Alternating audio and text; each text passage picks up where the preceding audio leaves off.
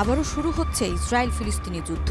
যে কোনো মুহূর্তে যুদ্ধ শুরু হতে পারে বলে হুঁশিয়ারি দিয়েছেন ইসরায়েলের প্রধানমন্ত্রী বেনিয়ামিন নেতানিয়াহু। তীব্র যুদ্ধ শুরু করতে ইসরায়েলি সেনারা প্রস্তুত আছে বলেও জানান তিনি।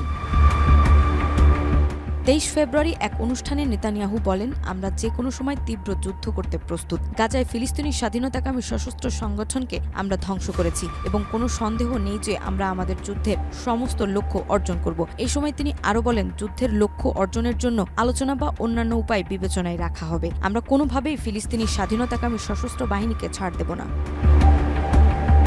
সিল্কোর সিল্ক অ্যান্ড শাইন, যাতে আছে আর্গান অয়েল ও ওট প্রোটিনের গুডনেস, যা আপনার চুলকে রাখে হেলদি অ্যান্ড শাইনিং। ইসরায়েলের এই বর্বর শাসক আরও জানান, ফিলিস্তিনি স্বাধীনতাকামী সশস্ত্র সংগঠনকে গাজার শাসনভার নিতে দেওয়া হবে না এবং তাদের সামরিক বাহিনী সম্পূর্ণভাবে গুড়িয়ে দেওয়া হবে। প্রয়োজনে তাদেরকে চিরতরে মাটিতে মিশিয়ে দেব। এদিকে 2 দশকেরও বেশি সময় পর প্রথমবারের মতো অধিকৃত পশ্চিম তীরে ট্যাঙ্ক মোতায়েন করেছে ইসরায়েলি সেনাবাহিনী, যা সেখানে চলমান সামরিক উত্তেজনাকে আরও বাড়িয়ে তুলেছে।